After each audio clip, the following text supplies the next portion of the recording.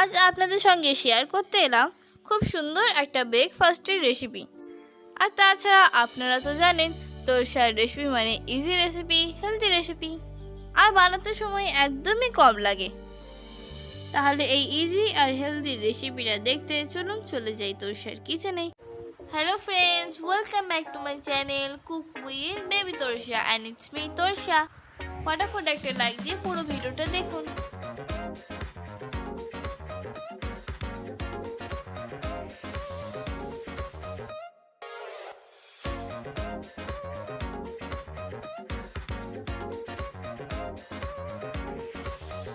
প্রথমে 1 কাপ চিড়ে নিয়েছি। চিড়েটা ভালো করে ধুয়ে পরিষ্কার করে নিলাম। এবার একটু জল ঝরিয়ে তুলে নিচ্ছি। একদমই শুকনো শুকনো করা দরকার নেই, একটু নরম হতে হবে। তো দেখেন এত নরম হয়েছে যে হাত দিয়ে চটকে দিলেই গলে যাচ্ছে।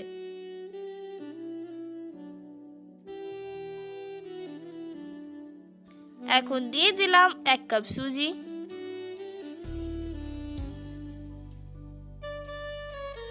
আর দিলাম 1 কাপ দই, দিলাম স্বাদ মতো লবণ। বাই দ্য ওয়ে, এখনো পর্যন্ত যারা আমার চ্যানেলটা সাবস্ক্রাইব করেননি প্লিজ সাবস্ক্রাইব করে নেবেন। আর যারা ফেসবুক থেকে দেখছেন তারা পেজটাকে ফলো করবেন, আর যারা আগে থেকে করে গেছেন তাদেরকে অনেক অনেক ধন্যবাদ।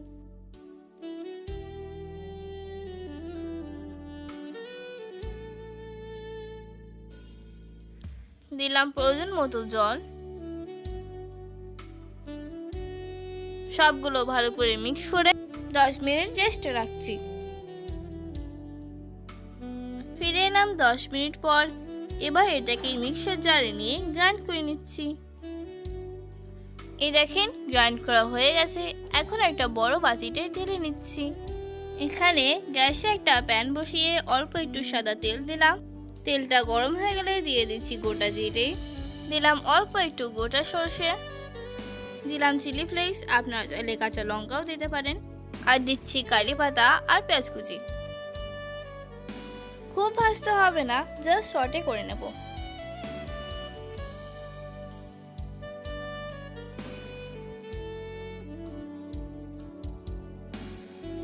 এবার এই তরকারিটা ব্যাটারের মধ্যে ঢেলে মিক্স করে নিচ্ছি।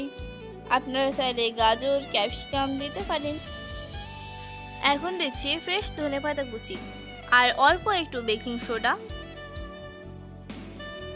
আবারও ভালো করে মিক্স করে নিলাম। ব্যাটারের থিকনেসটা আপনারা দেখে ঠিক বুঝতে পারছেন, খুব পাতলাও না খুব ঘনও না।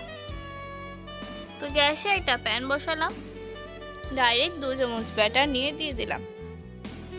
এখন একটা ঢাকনা দিয়ে ঢেকে দিলাম। কিছুক্ষণ পর ঢাকনাটা একবার খুলে অল্প একটু জল চারিদিকে ছিটিয়ে দিলাম। হয়ে গেছে, এবার তুলে নিলাম। বাকিগুলো একইভাবে করে নিচ্ছি। আপনারা চাইলে এটা তেলেও ভেজে নিতে পারেন, তবে চেষ্টা করবেন তেল কম খেতে, কারণ তেল যত কম খাওয়া হয় ততই স্বাস্থ্যের পক্ষে ভালো। যাই হোক, কথা বলতে বলতে আমার সবগুলো রেডি হয়ে গেল। রেসিপিটা ভালো লাগলে লাইক শেয়ার করবেন। দেখা হবে পরের ভিডিওতে নতুন কোনো রেসিপি নিয়ে। টিল দেন টাটা, ভালো থাকবেন।